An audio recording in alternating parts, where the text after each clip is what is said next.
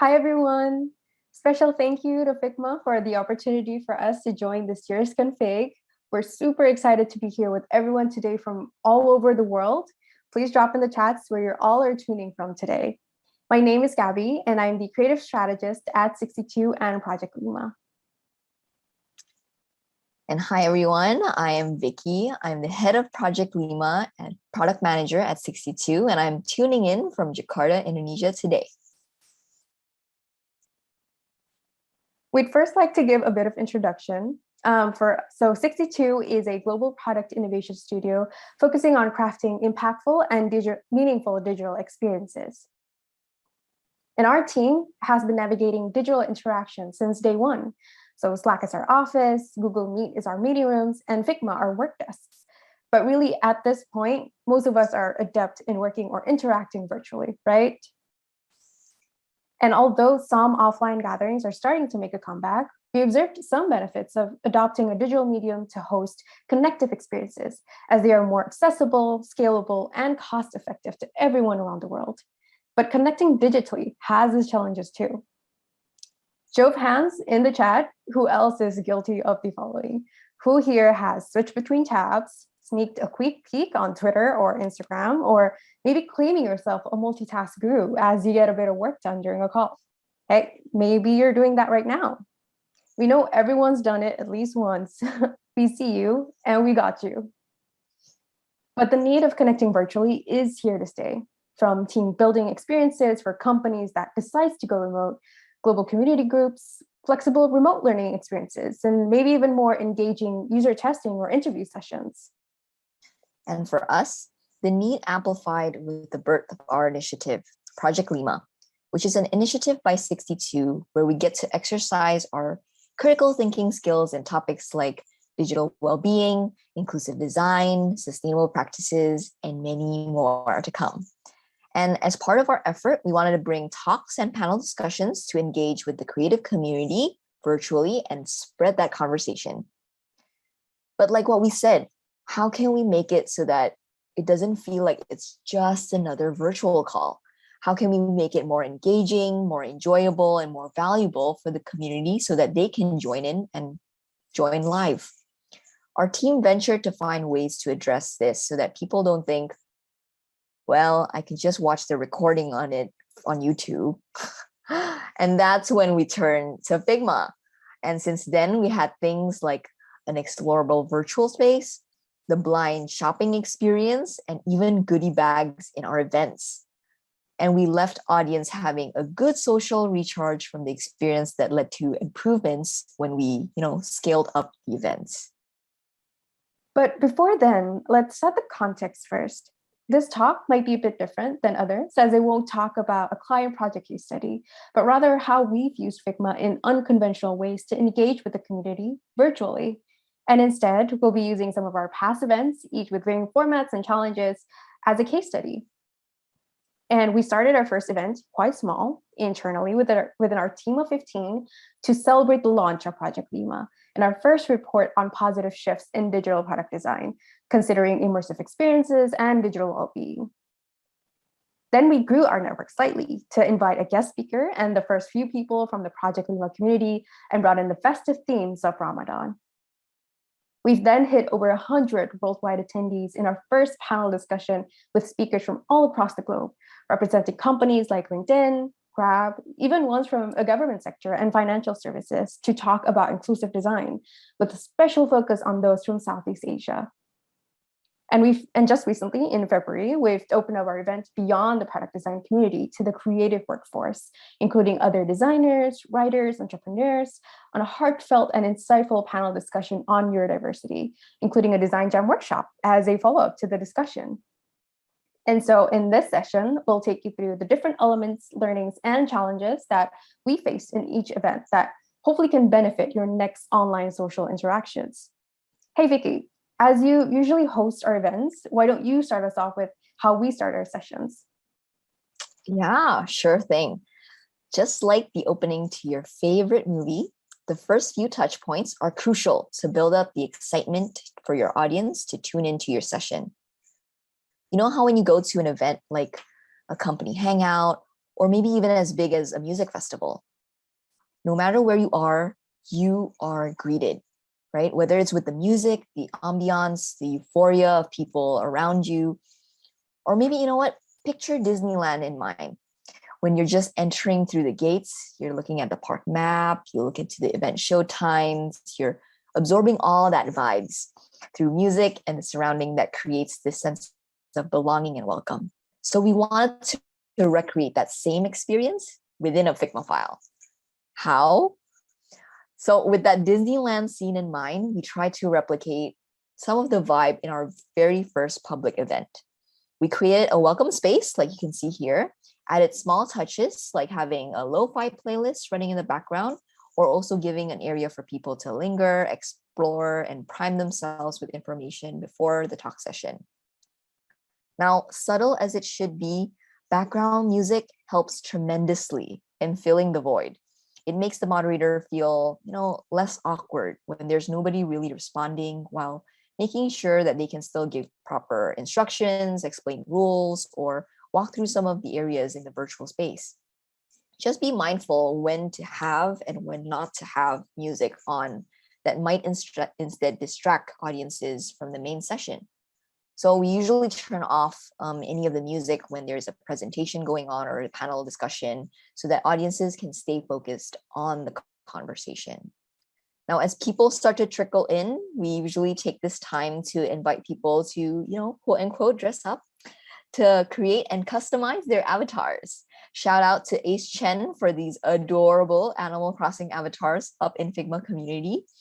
And we absolutely loved seeing the wild customizations people have under their belt. Being at home with hoodies and joggers every day, we honestly quite miss the idea of dressing up. And in light of our Ramadan team event, we got a little creative ourselves by adding a few traditional outfits into the variants. The audience got really excited, and it also helps that Animal Crossing was such a huge trend during that time. But I guess opportunities for self-expression are usually well received with the audience. But we did come into some confusion when the audiences really didn't understand components or how variants work. So we learned that it's important to take into account various levels of skill to keep the process as simple as possible. Now, moving on to our next chapter, we'd like to first ask you a question. Anyone knows that giddy feeling when you're coming home from a gathering because you just made some new friends? When you're getting all those follow requests on Instagram or connect requests on LinkedIn.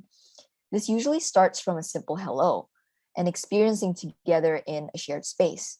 Now, with virtual gatherings, this interaction feels a lot more colder, right? Even if they said a smart or witty comment, most likely everyone in the Zoom would be muting themselves and they'll be talking in real life behind your back, so nobody would actually know.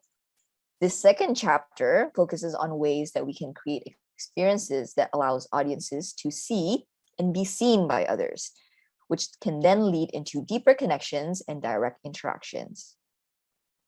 We wanted to seize the opportunity so people can connect with each other and they can meet a new friend, they can meet a collaborator, or even a mentor. So we took inspiration from a typical name card drop, fishbowl name card drop, where people can drop and share information about themselves. And we definitely got to see some recurring names in the community a lot more prominently with these experiences. But this wasn't actually our first stab at attempting a name card activity. Our previous version was a bit more complex, as you see on the top one. We learned that asking too much question may exhaust audiences midway from decision fatigue. So we learned to stick with more straightforward details to ask and maybe just one question that could encourage more personality about that person. And we saw that preparing a few stickers also help in more details about someone without too much effort. And we can just pick from a pre-made set and stick on more details about themselves as well.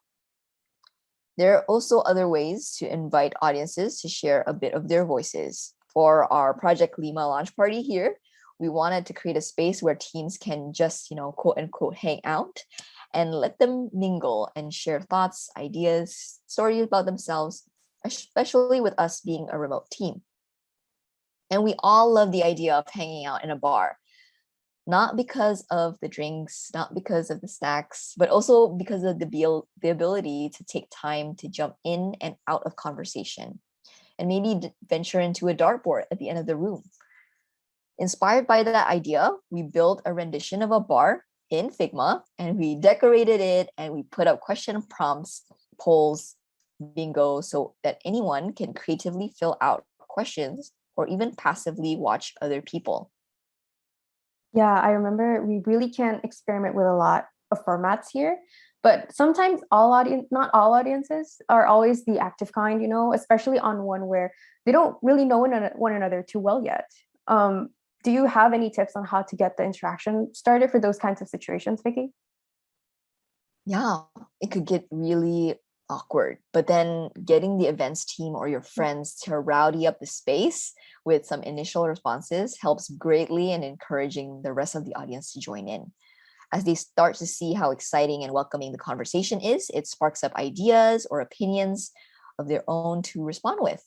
And this strategy works wonders for increasing engagements in your chats. That's true. That's true. So you arrive in this venue, you did a bit of mingling with people. Now maybe you want to step back for a bit, right? Catch a breather before the main event starts. Since our events usually revolve around a specific topic, we wanted to utilize this opportunity to create an experience for audiences to allow themselves to passively consume relevant content before the main event actually starts. So our latest event surely had some interesting challenges. We highlighted the theme of neurodiversity. So for those who fall under the spectrum of ADHD, dyslexia, autism, etc., the audiences can explore this enchanted forest that we built. We populated it with a hall of fame of famous neurodivergent people, a confessions wall from the neurodivergent community, and fact or myth cards, to debunk the myths and stereotypes of neurodivergence. Yeah, this was a really interesting topic, I remember, and it gained a ton of interest from the community. But our audience list this time was a little bit different though from our usual, right?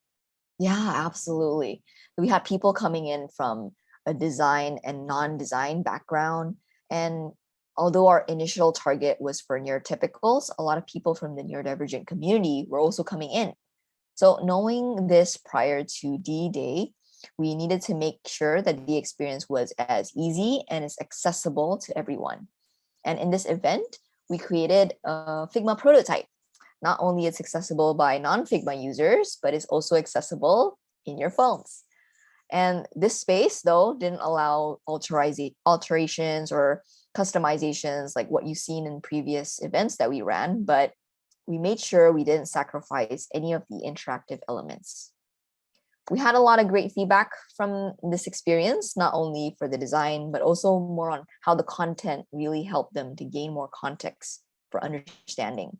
It really allows the audience to be more empathetic as a neurotypical.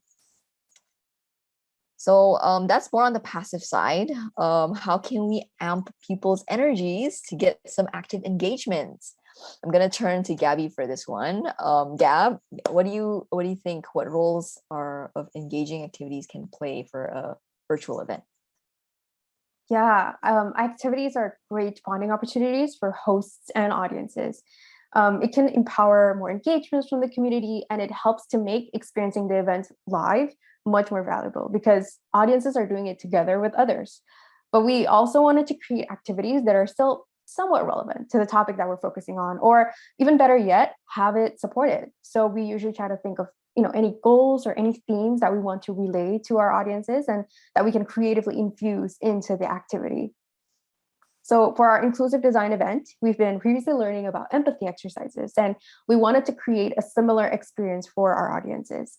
We were inspired from an actual social experiment done by RNIB, where they use blank packaging for products inside a store, so customers are able to experience what someone with visual limitations encounter when doing an activity as simple as shopping. And so we've replicated that experiment into Figma, where audiences are challenged to pull 5 items with the correct color labels from the shelves. But we have a twist too. We've also hidden the colors on the items. So we've linked each items with an assigned color through hover interactions, actually. So the only way for them to check is from the frame's prototype itself.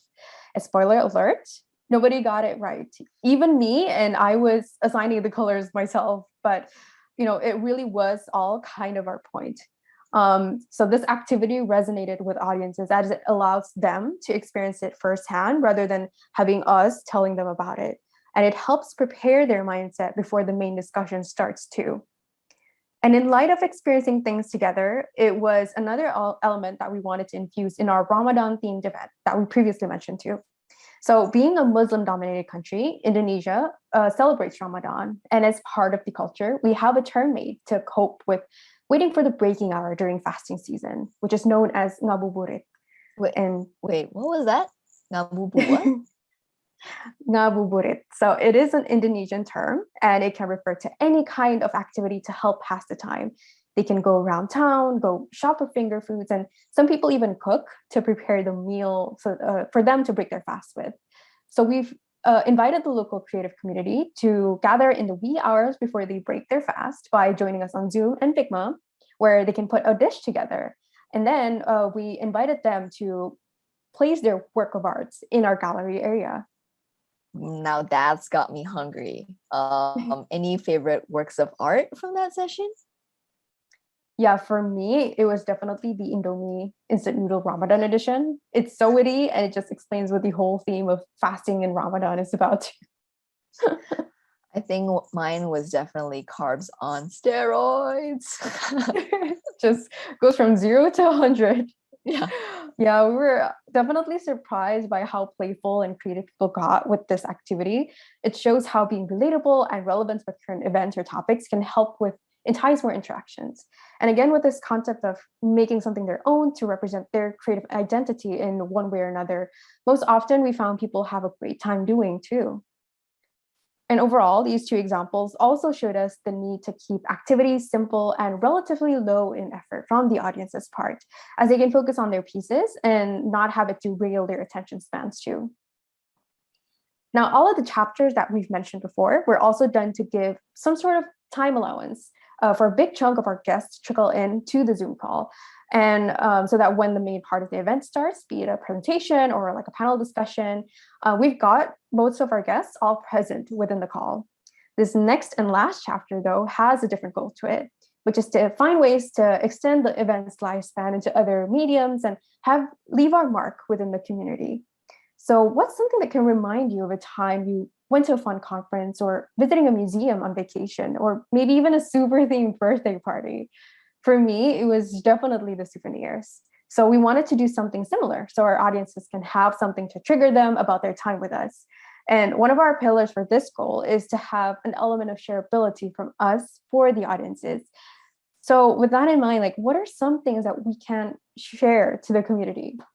Well, Vicky had this really cool idea of giving out digital goodie bags with WhatsApp stickers for our Project Lima launch party. They can just click the link to grab the bag, and which would then download the Project Lima themed WhatsApp stickers. And another thing that you can share without doing too much extra work, a resource list. We believe that knowledge should be shared, and it's also reflective of how the product design community are incredibly supportive in sharing resources and information with one another. I mean, hello, Figma community, right? So we wanted to share what we found in our research too with the community. Now, let's talk about the phrase pics or it didn't happen. So we've made a photo booth activity on Figma, but no, it's not the plugin that on FigJam, although we had too much fun on that one, as you guys can see. We wanted to create and share a piece where the audiences can see that they've left their marks in or were involved in creating. And at the same time, we're offering an easy, ready-to-post asset that everyone can share on social media. And we've tested many different ways to do this too. So we've made a photo booth backdrop that people can bring their avatars to and then have them take a picture together, meaning, you can export them.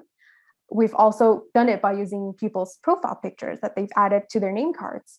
And auto layout really saved our butts here where we had to adjust to how many pics to include on the spot.